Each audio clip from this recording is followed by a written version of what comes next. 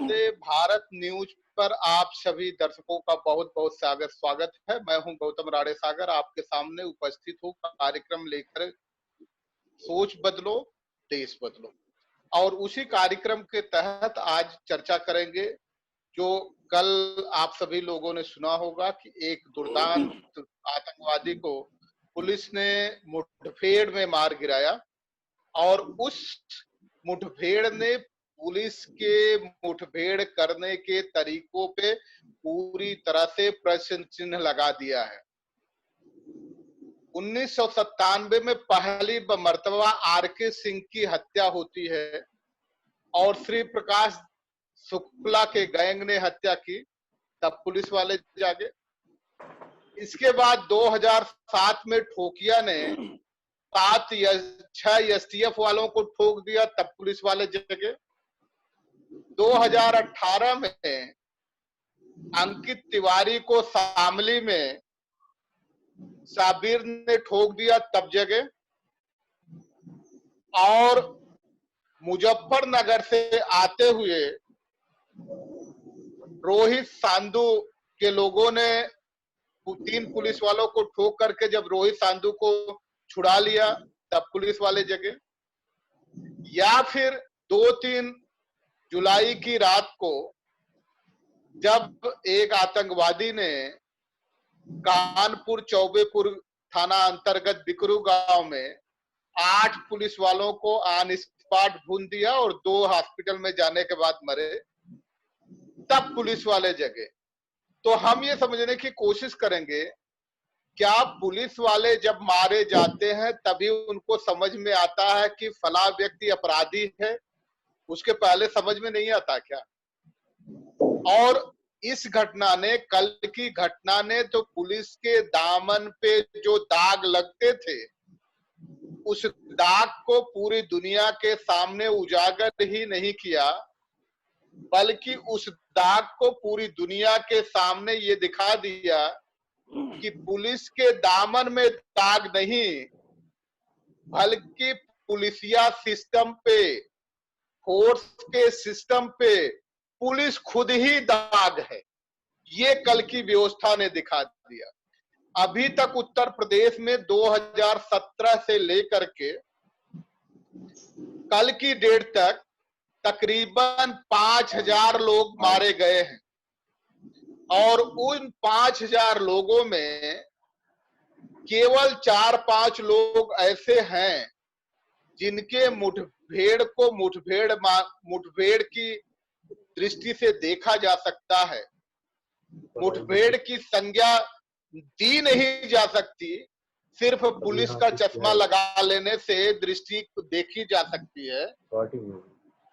और जब उसको दृष्टि देखने की बात हो, कल की जो घटना है, उस घटना ने पहली मर्तबा पूरे देश को शर्मसार किया है। अपराधी मारा जाना चाहिए, उसकी यही सजा होनी चाहिए, ये सच है। पब्लिक क्या क्या डिमांड करती है, पब्लिक की डिमांड आप कितनी पूरी कर पाएंगे? पब्लिक ये भी डिमांड करती है कि इस प्रदेश में अपराध नहीं होना चाहिए। पब्लिक ये भी डिमांड करती है कि निर्दोष लोगों को सताया नहीं जाना चाहिए। पब्लिक ये भी डिमांड करती है कि थाने में अपराधी को पहुंचने के बाद दामाद जैसे उसको पूजा नहीं जाना चाहिए। आप कह रहे हैं कि पब्लिक के डिमांड पे कर दिया, तो हम ये समझने की कोशिश करेंगे, बात को इसी तरफ आगे बढ़ाएंगे और अपने अतिथियों का हम परिचय करा दें। हमारे बीच में अभिषेक वाजपेयी जी हैं, जो राष्ट्रीय लोक दल के प्रवक्ता हैं। हमारे बीच में अमन यादव, जो अध्यक्ष हैं छात्र संघ गोरखपुर विश्वविद्यालय के। हमारे बीच में प्रोफेसर सुलेमान साहब हैं, राष्ट्रीय अध्यक्ष हैं इंडियन नेशनल लोक दल के, अभी जल्दी ही जुड़ जाएंगे, जुड़ने की प्रक्रिया पे वो हैं। तो सबसे पहला प्रश्न हम आपके पास लेके आ रहे हैं, अभिषेक वाजपेयी जी। बड़ा तीखा, प्रश्न थोड़ा तीखा है, लेकिन लेके आना जरूरी है, देश को समझना जरूरी है। अगर विकास सिंह होता, पुलिस की कस्टडी में आने के बाद जो महाकाल में एक चौकीदार पकड़ करके उसको झापड़ मार देता है, 100 एसटीएफ कर्मियों के साथ जो पूरी तरह से स्वचालित तो उनके पास राइफल्स थे, ऐसी स्थिति में जब उसके पैर में पूरे लोहे की राड लगी थी और जहां भागा वहां एक मजबूत आदमी भी नहीं भाग सकता, इतना कीचड़ है, इतना उसमें पानी है। तो अगर बस मेरा सवाल ये है, सीधा सीधा सवाल है कि विकास दुबे की बजाय विकास सिंह होता तो क्या इस तरह की पुलिस इनकाउंटर होता क्या? अभिषेक वाजपेयी जी। देखिए, आपका प्रश्न जो है गौतम जी बिल्कुल वाजिब प्रश्न है, लेकिन सबसे बड़ी चीज है कि इसमें किसी भी धर्म या किसी भी जाति को नहीं देखना चाहिए, ऐसा मेरा मानना है। और बात यहाँ पे कोई सिंह होता या कोई वाजपेयी होता या कोई शुक्ला होता या कोई सिद्दीकी होता, इस पैटर्न पे नहीं देखना चाहिए। अपराधी अपराधी होता, हमारा ऐसा मानना है। लेकिन सबसे अहम चीज मैं आपको बताऊं कि सौभाग्यवश कल मैं बुंदेलखंड के दौरे से मैं वापस आया हूँ, तो रास्ते में जिस जगह घटना आई रास्ते में ही पड़ती है, तो मैं उस जगह का मैंने भी मौके पे मुआयना किया हुआ था।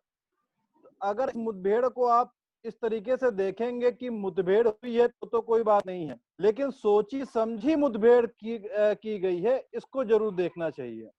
क्योंकि आप देखिए, तकरीबन 9 से 10 किलोमीटर पहले सारे मीडिया कर्मी को उस जगह से पहले ही रोक देना, और जगह पे वो जो एक हाईवे है, उस जगह पे जिस जगह पे घटना हुई है, मैं बुंदेलखंड का अक्सर दौरा किया करता हूँ, लेकिन आज तक मुझे कभी वहां पे चेकिंग का नहीं दिखा कि वहां पे कोई सघन तलाशी हो रही हो।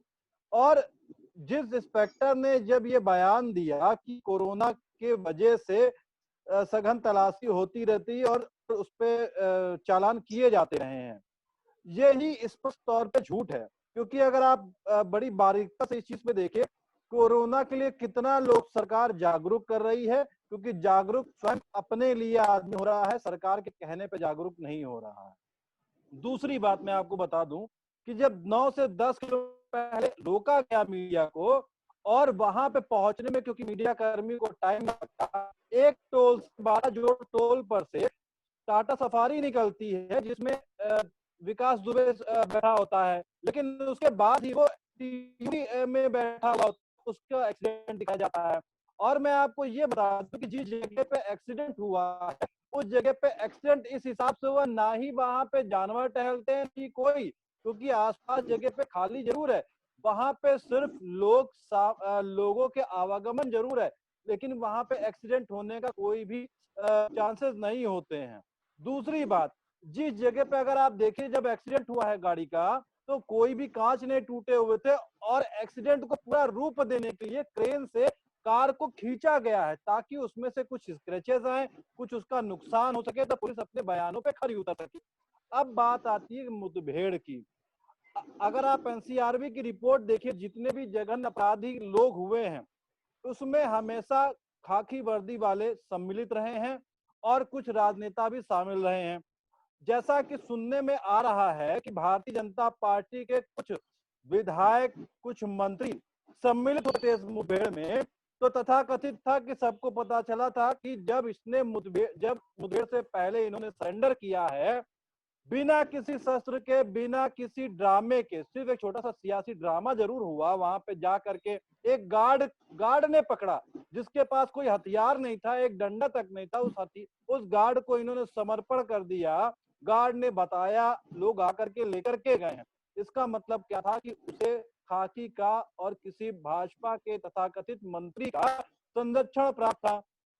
संरक्षण प्राप्त होने का मतलब ये होता है कि आप जी। अपनी अब अभिषेक जी फिर लौटेंगे, एक बार सबको शामिल कर लें। सुलेमान साहब, ना आपका ऑडियो ओपन है ना वीडियो ओपन है, दोनों आप ओपन कर लीजिए, फिर आपके पास हम आएंगे। आप ऑडियो और वीडियो दोनों ओपन कर लीजिए। अमन जी आपके पास आ रहे हैं और समझने की कोशिश करेंगे, क्योंकि पूरे देश को लोगों को भी समझाना है कि जो स्थिति बताई जा रही है, पुलिस ने जो किया, इसमें कोई दो राय नहीं कि हर व्यक्ति की चाहत ये थी कि वो मारा जाए, लेकिन इस तरह से मारा जाए किसी की भी चाहत नहीं थी। पुलिस अगर इसी तरह से जुडिशरी को अपने हाथ में ले लेगी तो जो व्यक्ति सत्ता में बैठा है वो अपने विपक्षियों को कभी भी पुलिस से ठिकाने लगवा सकता है, और ये प्रक्रिया किसी भी कीमत पे लोकतंत्रात्मक शासन प्रणाली के लिए उचित नहीं है। आपका क्या दृष्टिकोण है अमन जी? राणे सर, जिस तरह से ये इनकाउंटर हुआ है यह लोकतंत्र पे एक बहुत बड़ा कलंक है। मैं कहना चाहूंगा कि जो ये इनकाउंटर हुआ है वो राजनीति से प्रेरित इनकाउंटर ऐसा लग रहा है लोगों को कि बड़े बड़े सफेद पोशों को बचाने के लिए, बड़े बड़े अधिकारियों को बचाने के लिए ये जानबूझकर इनकाउंटर कराया गया है। लेकिन अगर इस तरह से डायरेक्ट इनकाउंटर की पद्धति अगर चालू हो जाएगी तो फिर न्यायपालिका का कोई महत्व नहीं रह जाएगा, लोकतंत्र का कोई महत्व नहीं रह जाएगा। और पुलिस प्रशासन बिल्कुल आप सही कह रहे हैं, फिर पुलिस प्रशासन सत्ता दलों के शूटर के तौर पे काम करने लगेगी। और जिस तरह से यह घटना घटी है, यहाँ पुलिस की भूमिका एकदम संदेहपद है और यह पुलिस एकदम मुख्यमंत्री या बड़े नेताओं के इशारे पे एज ए शूटर का काम कर रही है। और यह लोकतंत्र के लिए बहुत बड़ा धब्बा है। और इस पद्धति, अगर ये पद्धति चलती रहेगी तो लोकतंत्र खत्म हो जाएगा और राजनेता इसी तरह पुलिस प्रशासन को सूत्रों की तरह इस्तेमाल करके अपने राजनीतिक विरोधियों का खात्मा करेंगे। जी जी, अभिषेक जी, अब आपके पास लेकर के एक प्रश्न आ रहे हैं कि अभी तक ये देखा है, अभिषेक जी, अभी तक ये देखा गया है कि जब जब पुलिस वाले मारे गए हैं, अपराधियों को मुठभेड़ में मार गिराया गया है। केवल एक घटना छोड़ दी जाए, बुलंदशहर के स्याना, जो वहां के थानाध्यक्ष सुबोध कांत सिंह की हत्या कर दी जाती है, पूरी बर्बरीता के साथ हत्या की जाती है, लेकिन वहां के हत्यारों को फिर मुठभेड़ में नहीं मारा जाता, उनको जेल के शिक्षों के पीछे पहुंचा दिया जाता है, और जब वो जेल से जमानत पे आते हैं तो बकायदा अभिनंदन किया जाता है।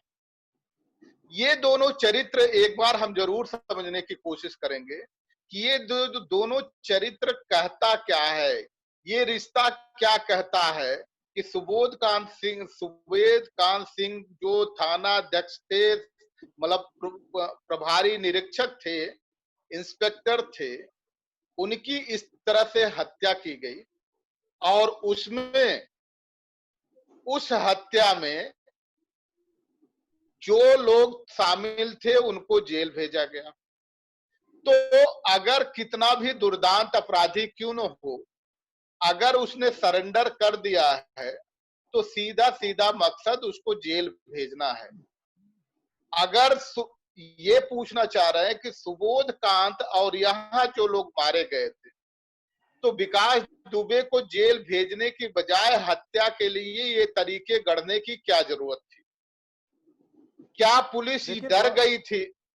एक सेकंड, क्या पुलिस डर गई थी कि अगर ये जीवित रहा तो कहीं ऐसा तो नहीं कि ब्राह्मणों का बड़ा नेता बन जाएगा और किसी के सत्ता की कुर्सी की जो उसके पहिए हैं, पावे हैं, दोनों पैर हैं, वो उखाड़ के किनारे तो नहीं कर देगा?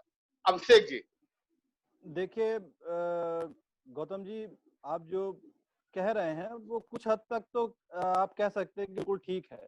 कहीं ना कहीं वो अपराधी जा करके आगे कोई राजनेता हो सकता था। और कई, अगर आप देखेंगे तो आपने इस भारतीय जनता पार्टी के शासनकाल में और सरकार में आधे से ज्यादा अपराधी छवि के लोग हैं जो कि चुनाव जीत करके आए हुए। तो अगर हम कहें तो गलत, मेरे हिसाब से गलत नहीं होगा कि वो सभी अपराधी प्रवृत्ति के हैं जिनसे लोग जिनसे डरते हैं और दबाव में आकर के वोट देते हैं।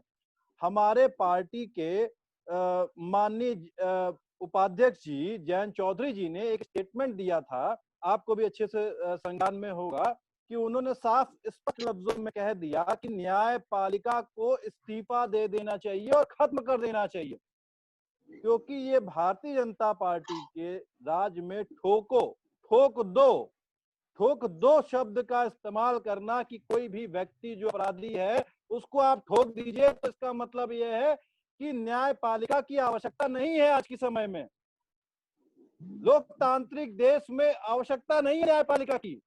हम आप न्यायपालिका में आस्था रख सकते हैं, लेकिन सत्ताधारी लोग अपने स्वार्थ के लिए, अपनी चीजों को छुपाने के लिए ऐसा कर देते हैं कि ठोक दो के जुमले पर चल पड़ते हैं और ठोक दो के नारे को बुलंद करते हैं। खुश वही होते हैं जो लोग ये सोचते हैं कि वो अपराधी है। अपराध है तो भाई न्यायपालिका है, इसके लिए आप में जाइए, लोगों की आस्था है, उसको सजा दिलाइए, आप फांसी दिलाइए। लेकिन अगर आप देखेंगे सत्ताधारी पक्ष, चाहे वो सिंगर का मुद्दा हो, चाहे चिन्मयानंद जी का मुद्दा हो, चाहे कोई भी व्यक्ति अपराधी होता है, चाहे वो किसी भी कांड में सम्मिलित हो, उसको बचाने का काम करती है सत्ताधारी लोग। और उसमें मैं और ज्यादा नाम नहीं लेना चाहूंगा, अगर नामों की फहरिस्त लगाना चालू करूंगा तो बहुत सारे नाम हो जाएंगे। वो सिर्फ अपराधी को संरक्षण देना जानते हैं और खाकी को इस्तेमाल करते हैं अपने निजी स्वार्थों के लिए, आगे चल करके जिसका बेनिफिट उठाते हैं। दूसरा जी प्रश्न जी आपका, एक प्रश्न ये था कि वो ब्राह्मण के लिए आगे जाकर के ब्राह्मण नेता हो सकता था, विधायक हो सकता था, तो मैं इस बात को सीरियस नकारता हूं, क्योंकि विकास दुबे ने सबसे अधिक अगर हत्याएं अपराध किया था तो उसके भुक्तभोगी ब्राह्मण ही थे। मैं स्पष्ट शब्दों में कहना चाह रहा हूं, मैं आपकी बात से सहमत नहीं हूं, लेकिन इससे भी नकारा नहीं जा सकता वो कुख्यात अपराधी था और उसे आतंकवादी की श्रेणी में रखना चाहिए था। उसका एनकाउंटर इस बात को प्रमाणित करता है कि कितने सारे सत्ताधारी लोग और कितने खाकी वर्दी के संरक्षक जो हमारी रक्षा के लिए रहते हैं सम्मिलित होंगे। इसका राज दबा का दबा रह गया है। हो सकता है इस जी जी एनकाउंटर को इसी वजह जी से किया गया हो, राज आगे चल करके सत्ता जी, ना जा अभिषेक जी, पाए। अभिषेक जी फिर हम आ जाएंगे। राज राज ही रह गया, पर्दे में रहने दो, पर्दा ना उठाओ, पर्दा जो उठ गया तो राज खुल जाएगा। पर्दे में रहने की ही कोशिश की गई, रखने की कोशिश की गई। सुलेमान साहब आपके पास आ रहे हैं, आवाज आ रही है आपको? आवाज आ रही है। ओके, सुलेमान साहब आपके पास आ रहे हैं कि पुलिस ने जो कल किया है उससे चला दो गया बड़ा सुलेमान साहब, पुलिस ने जो कल किया है उससे दो प्रश्न खड़ा कर दिया है। पहला प्रश्न ये खड़ा कर दिया है कि पुलिस के ऊपर जब अटैक होता है तो पुलिस बौखला जाती है और बौखला करके फिर वो नियम कानून नहीं देखती, फिर सीधे अपराधी को अपराधी की तरीके से निपटना चाहती है। नंबर एक पॉइंट, अगर पुलिस यही करती रहेगी तो क्या हमारे देश में न्यायालयों को बंद कर देना चाहिए? जी सुलेमान साहब। देखिए, न्यायालय को बंद करने का अधिकार तो किसी को नहीं है, लेकिन न्यायालय को सर्वोच्च न्यायालय में रिट पिटीशन कल इस तथाकथित इनकाउंटर के पहले ही दाखिल किया जा चुका है। होना तो ये चाहिए कि न्यायालय अपना कर्तव्य पूरा करे। अगर न्यायालय ने अपनी प्रासंगिकता खो दी तो देश में लोकतंत्र की कोई प्रासंगिकता नहीं रहेगी। लोकतंत्र की प्रासंगिकता तब रहेगी जब चारों सत्ता के स्तंभ अपनी प्रासंगिकता को कायम रखेंगे। Media, bureaucracy, judiciary and parliament. आप देख रहे हैं इस समय जुडिशरी और मीडिया दोनों की तरफ से जो पहल होनी चाहिए, प्रोएक्टिविज्म होना चाहिए, वो पहल दिखाई नहीं पड़ रही है कहीं। और यही कारण है कि बड़ी उद्दंडता से लोग राज सत्ता में बैठे हुए खाकी को अपने हित साधने के लिए प्रयोग करते हैं, इस्तेमाल करते हैं, और ये देश के लिए भयानक निष्कर्ष लेकर आने वाली चीज है। अगर देश में लोकतंत्र ना रहा तो फिर विरोध की कोई भी संभावना, किसी भी नीति, जिसे हम अनीति कहेंगे या नीति मानेंगे, उसके खिलाफ डिसेंट करने का, विरोध करने का लोकतांत्रिक अधिकार छिन जाएगा। अब देश की जनता को ये बात समझ लेनी चाहिए कि जो फांसीवादी शक्ति होती है या संगठन होता है, वो सत्ता में जब बैठता है तो वो किसी प्रकार का डिसेंट को बर्दाश्त नहीं करता, उसकी कोई संभावना को बाकी नहीं रखता। इस समय देश में यही हो रहा है। योगी मोदी का शासन इस देश में गोदी मीडिया को बढ़ावा दे रहा है। जिस तरह से जुडिशरी में संक्रमण लग गया है, इन्फिल्ट्रेशन हो गया है इस तरह के फासिस्ट एलिमेंट से हमदर्दी रखने वालों की, ये बड़ा ही भयावह भविष्य की ओर इंगित करता है। मैं समझता हूँ राणे साहब, अब समय है कि देश के लोग खड़े हों। सिर्फ ये स्टूडियो में चर्चा का विषय नहीं है, बल्कि ये जनता में भी जाकर जनता को जगाने का समय है और विषय है। जी जी जी जी जी जी सुलेमान साहब फिर लौट के आ रहे हैं। अमन आपके पास आ रहे हैं। अमन आपसे समझने की कोशिश करेंगे। सुलेमान साहब फिर हम लौट के आएंगे। अमन आपके पास आ रहे हैं, आपको आवाज मिल रही है? जी सर। अमन आपसे समझने की कोशिश करेंगे कि अगर विकास दुबे आतंकवादी था, जिसको आतंकवादी घोषित नहीं किया गया, बहुत सारे लोगों की डिमांड थी आतंकवादी घोषित किया जाए। सरकार को शायद ये लग रहा था कि उसे आतंकवादी घोषित कर दिया जाएगा तो हमें उसका कवच मान लिया जाएगा कि सरकार ही आतंकवादियों की कवच थी। तो अगर विकास आतंकवादी था तो क्या पुलिस सरकारी आतंकवादी है क्या? और ये जो द्वंद्व शुरू हो गया है, आतंकवाद बनाम सरकारी आतंकवाद शुरू हो गया क्या? अमन जी। जी सर, आपकी बात मैं मुख्यमंत्री जी से शुरू करना चाहता हूँ कि जिस तरह से माननीय मुख्यमंत्री जी की पृष्ठभूमि अगर देखी जाए, इनकी भाषणों को अगर समीक्षा किया जाए, तो इनकी सांप्रदायिकता, इनका जातिगत जहर कहीं ना कहीं समाज के सामने आता रहा है। किस तरह से नफरत की राजनीति, दंगों की राजनीति करके ये आज मुख्यमंत्री जैसे पद पर पहुंच गए हैं। और यही हाल अगर प्रधानमंत्री का देखा जाए तो माननीय प्रधानमंत्री जी और गृह मंत्री जी की भी यही दो बड़ी उपलब्धियां हैं। और इन लोगों के सरकार की समीक्षा की जाए तो नकारात्मक प्रवृत्ति और आपराधिक प्रवृत्ति के लोग ही यहाँ विधायक सांसद बनते चले आ रहे हैं।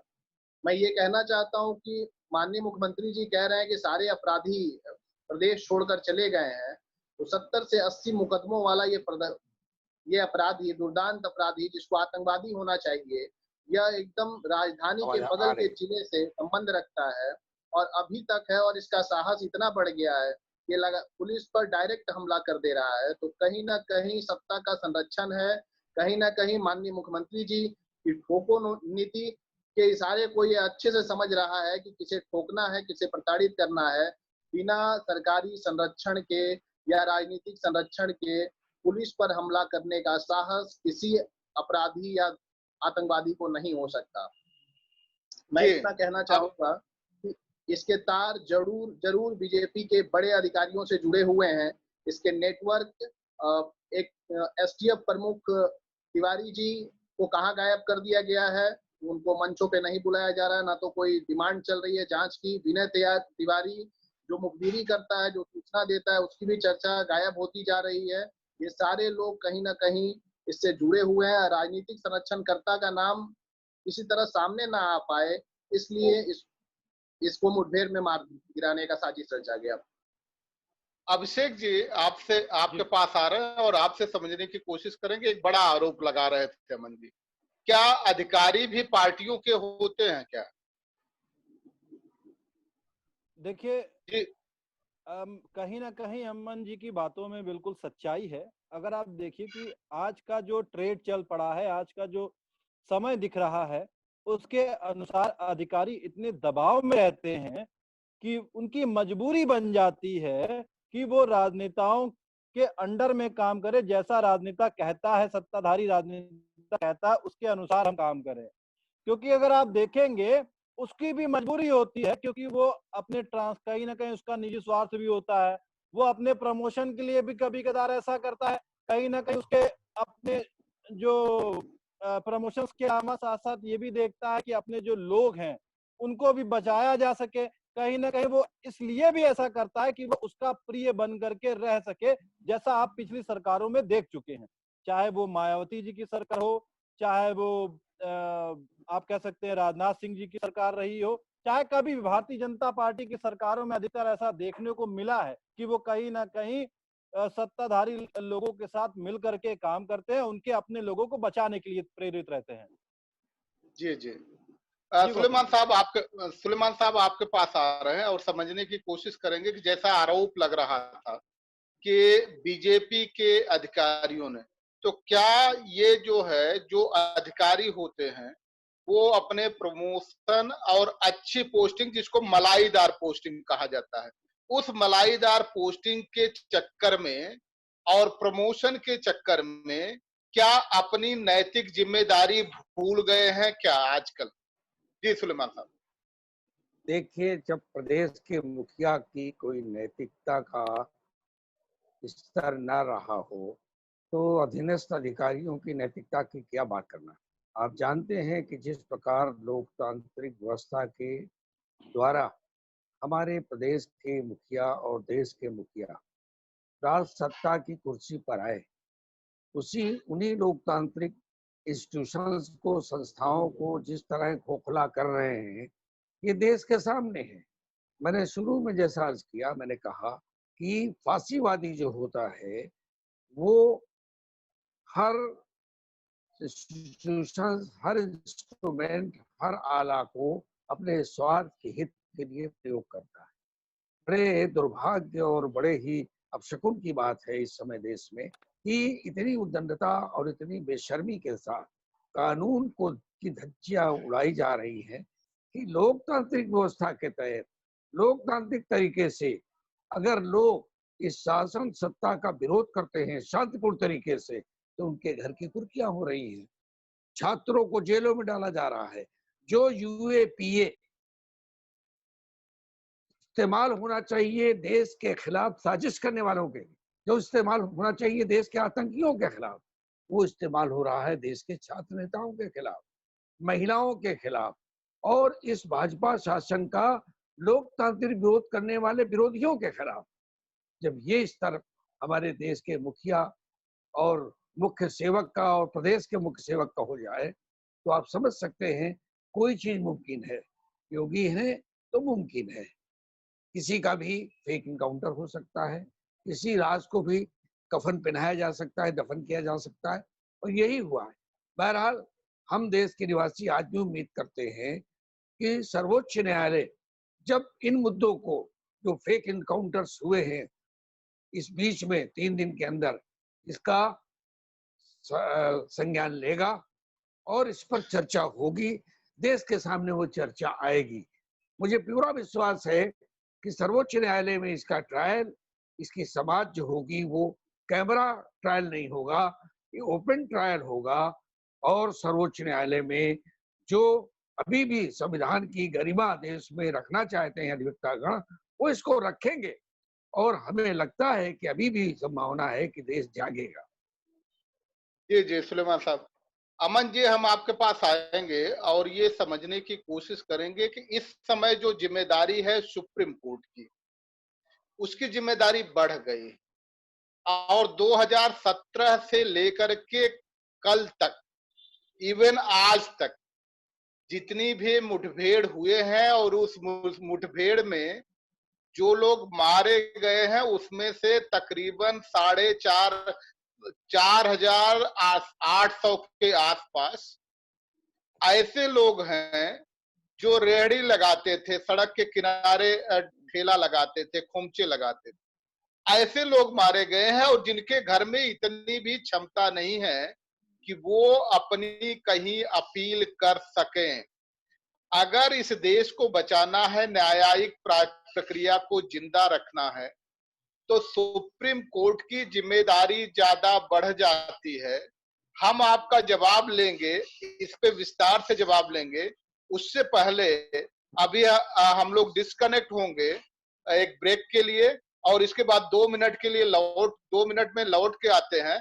आप लोग बने रहिएगा और इसी के साथ आपसे जवाब लेते हैं। और जवाब जब तक हम लेने के लिए लौट के आते हैं, आप सब कहीं जाइएगा नहीं, बने रहिएगा, हम तुरंत ही लौट करके आ रहे हैं। सुप्रीम कोर्ट ने अगर गंभीरता से सरकारों को, केवल उत्तर प्रदेश की सरकार को ही नहीं, देश के तमाम सरकारों को इस तरह से हो रहे मुठभेड़ पे, चाहे वो अलगाववादी के नाम पे मुठभेड़ हो रहे हो, चाहे आतंकवादी के नाम पे मुठभेड़ हो, चाहे नक्सलवादी के नाम पे मुठभेड़ हो रहे हो, चाहे अब अपराधी के नाम पे मुठभेड़ हो रहे हो, सारे मुठभेड़ को समीक्षा करने के लिए कठोर शब्दों में अगर सुप्रीम कोर्ट ने ताकीद नहीं किया, उनको चेताया नहीं सरकारों को, तो सरकारें वास्तव में अपनी सनक पूरी करने के लिए उनके जो विरोधियों को, और लोकतंत्र में जो बहुत जरूरी चीज है,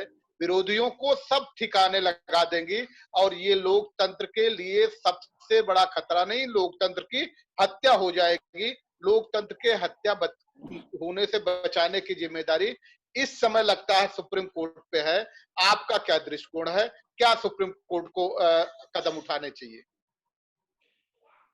देखिए गौतम जी, अगर आप मेरी बात करते हैं तो मेरा सुप्रीम कोर्ट को लेकर के नजरिया थोड़ा सा दूसरा है, क्योंकि पुराने तथाकथित मुद्दों में अगर आप देख चुके हैं कि हमारे कई चीफ जस्टिसों के ऊपर प्रश्न चिन्ह भी उठ चुके हैं। कई एक सम्मानित चीफ जस्टिस जो हैं वो भारतीय जनता पार्टी में शामिल हो चुके हैं, और कई चीफ जस्टिसों ने अपने खुद के मुद्दों पे अपने जो फैसले दिए थे उन पे प्रश्न चिन्ह उठा चुके हैं, क्योंकि उनको कहीं ना कहीं केंद्र सरकार के दबाव में उनको फैसले देने पड़े, जिसके एवज में 3-3, 4-4 जस्टिस आकर के अपना बयान देते हैं। तो मैं तो सेटिस्फाइड नहीं हूँ सुप्रीम कोर्ट के रवैये पे।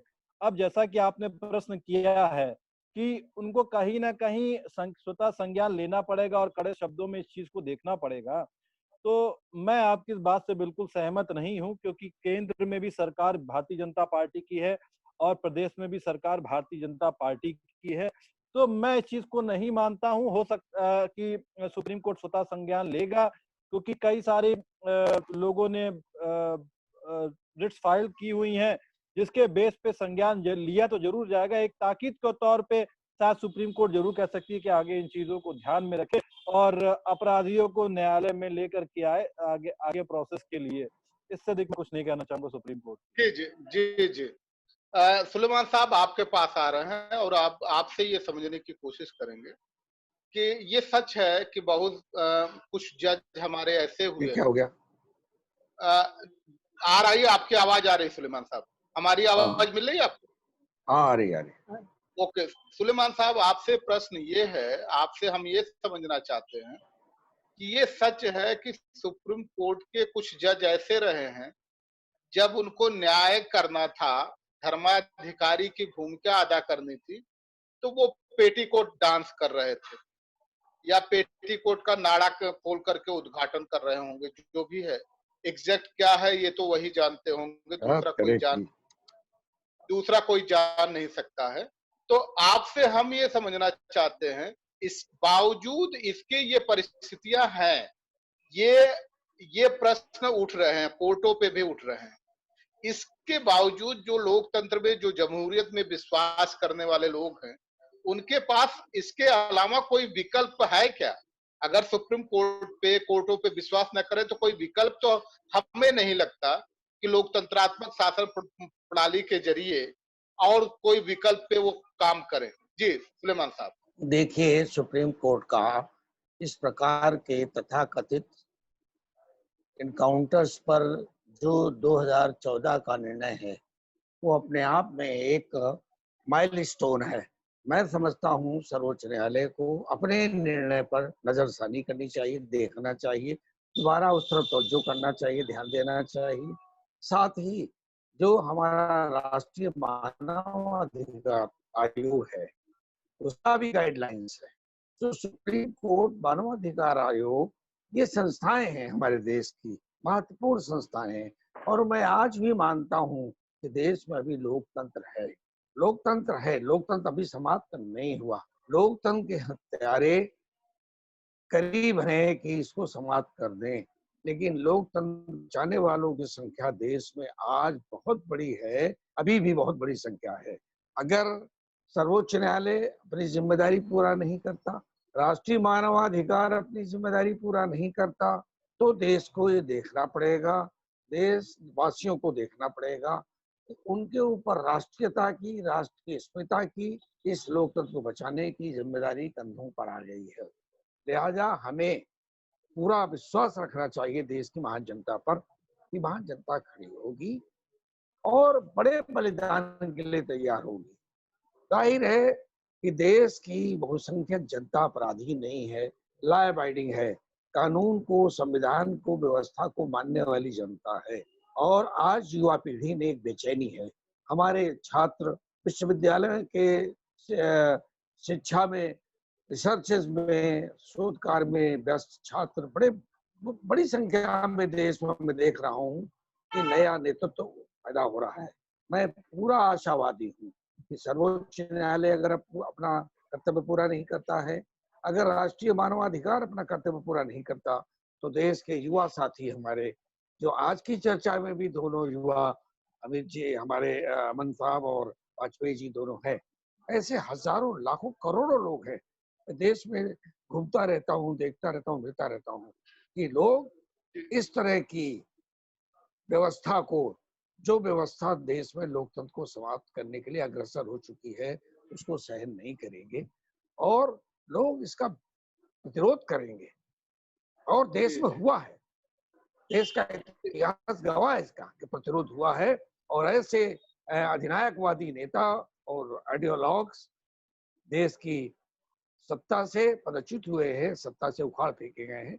नहीं सुलेमान जी, आप बिल्कुल ठीक कह रहे हैं, लेकिन आप इस बात को भी देखिए कि आज देश में कोई भी व्यक्ति, चाहे राजनीतिक पार्टी का हो या फिर आम नागरिक भी, अगर विरोध करता है सरकार के खिलाफ, तो कहीं ना कहीं उसके ऊपर झूठे आपराधिक मुकदमे दर्ज कर दिए जाते हैं, कहीं ना कहीं उसका एनकाउंटर कर दिया जाता है, कहीं ना कहीं उसकी आवाज को दबाने के लिए उसके परिवार को प्रताड़ित किया जाता है, कहीं ना कहीं उसकी आवाज को दबाने के लिए उसको इस कदर परेशान किया जाता है कि वो अपने अपने आरोपों को, अपनी आवाज को, उसको मजबूरी बस दबाना पड़ता है। तो आखिर देश, हमारा समाज और आखिर देश कैसे आगे बढ़ेगा?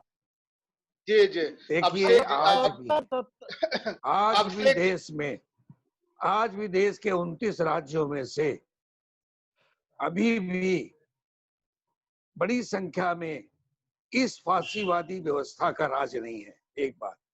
दूसरी बात यह है कि बलिदान तो देना पड़ता है।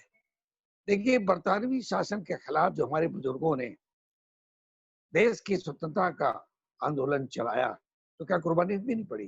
कुछ पंडित जवाहरलाल नेहरू को कितने महीने जेल रहना पड़ा, कितने साल जेल रहना पड़ा, उनकी पत्नी का इंतकाल हो गया, जेल में रहे। ये करना पड़ेगा, इसके लिए देश को तैयार होना पड़ेगा बलिदान के लिए। देश पूरी तरीके से तैयार है। अभिषेक जी भाई, हम भी हैं, हमें भी आ जाने दीजिए, सम्मिलित हो जाने दीजिए। अमन जी, हम आपसे समझने की कोशिश कर रहे थे और फिर समझने की कोशिश करेंगे कि अगर कोर्ट ने अपनी जिम्मेदारी इस समय नहीं निभाई और सरकारों को ताकीद नहीं किया कि लोकतंत्रात्मक शासन प्रणाली की बजाय अधिनायकवादी तरीके से वो जो शासन कर रहे हैं, अगर ये ताकीद नहीं किया कि ये तुम्हारी बपौती नहीं, ये लोकतंत्र है, जनता के तुम अब केवल प्रतिनिधि हो और 5 साल के लिए प्रतिनिधि हो, किराएदार हो, इस मकान के मालिक नहीं हो। इसलिए अगर ताकीद नहीं किया सुप्रीम कोर्ट ने, तो मेरे ख्याल से इस देश में जो उथल पुथल मचेगी, वो तो पूरा का पूरा शायद सरकार तो छोड़िए, पूरे देश को भी उथल पुथल कर जाएगा। तो आपसे ये समझना चाहते हैं कि सुप्रीम कोर्ट से क्या इस तरह की अपील की जानी चाहिए क्या? जी बिल्कुल, सुप्रीम कोर्ट में अपील की जानी चाहिए और सुप्रीम कोर्ट को इस समय एक नजीर पेश करने की जरूरत है, क्योंकि जिस तरह से सरकार तानाशाह हो रही है, संविधान और लोकतंत्र खतरे में पड़ गया है, तो सुप्रीम कोर्ट को यह दिखाना होगा कि जिस तरह से संविधान सभा के लोगों ने न्यायपालिका का गठन किया कि जब भी संविधान और लोकतंत्र खतरे में होगा तो न्यायपालिका, सर्वोच्च न्यायपालिका अपने फैसलों के माध्यम से यह नजीर पेश करेगी, एक संरक्षक की भूमिका अदा करेगी। तो यह महत्वपूर्ण दौर है और जनता आखिरी विश्वास की तरह, आखिरी विश्वास के तौर पर सुप्रीम कोर्ट की तरफ इस समय देख रही है कि सुप्रीम कोर्ट ऐसे फर्जी मुठभेड़, ऐसे लोकतंत्र की हत्या, संविधान की हत्या संविधान के दायरे से बाहर जाकर के कानून प्रणाली का जिस तरह से उपयोग हो रहा है, जिस तरह से सरकार तानाशाह हो रही है, तो इसके खिलाफ सुप्रीम कोर्ट का क्या फैसला आता है? यह बहुत महत्वपूर्ण फैसला है। यह लोकतंत्र और संविधान में आस्था का फैसला होगा। अगर सुप्रीम कोर्ट चूक जाती है तो देश गृह युद्ध की स्थिति में आ जाएगा। फिर यह कहना मुश्किल होगा कि न्यायपालिका से लोगों को न्याय मिलेगा। जनता खुद ही सड़क पर उतरने लगेगी और अराजकता की स्थिति दिन प्रतिदिन बढ़ेगी।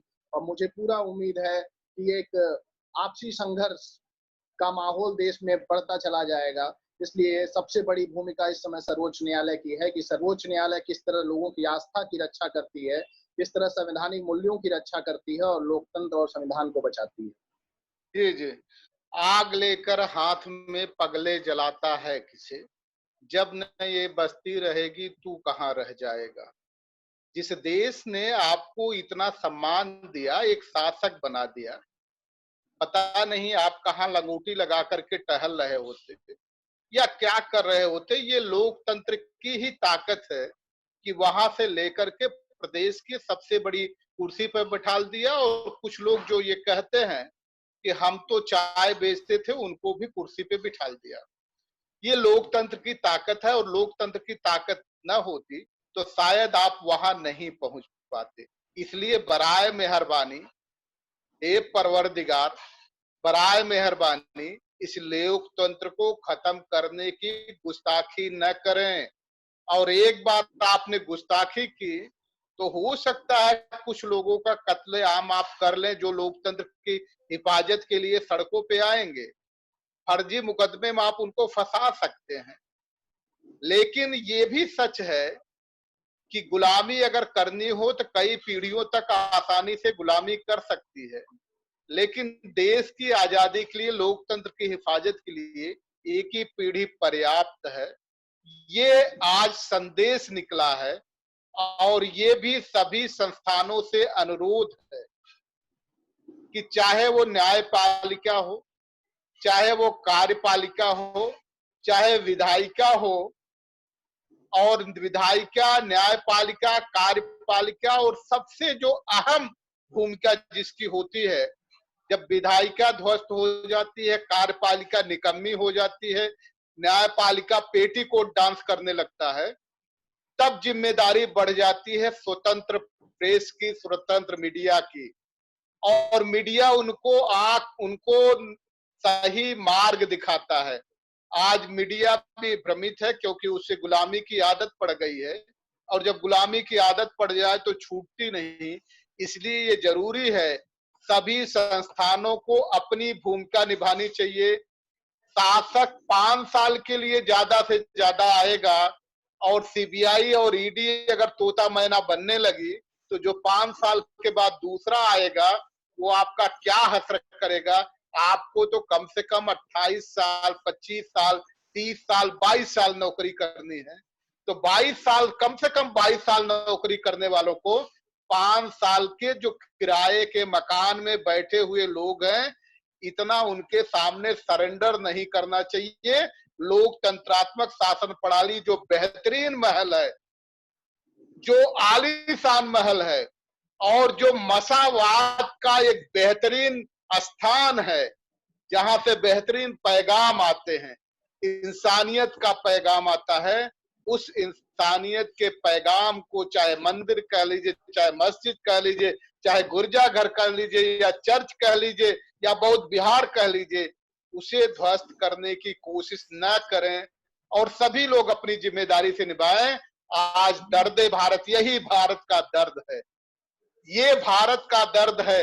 दर्द भारत यही अपील करता है सभी संस्थानों से कि आप कम से कम एक बार नैतिक हो जाइए।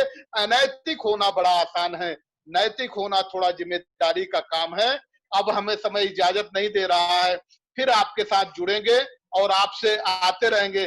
कोई अपील हमारे साथी करना चाह रहे थे लेकिन समय ज्यादा हो गया है, इसलिए फिर हम आपसे आमंत्रित करेंगे और आपके विचार लेंगे। सभी दर्शकों का बहुत बहुत अभिवादन, सभी मेहमानों का बहुत बहुत शुक्रिया। आप सभी को नमस्कार, तब्बा खैर, सत श्री अकाल, नमो बुद्धाय, जय भीम।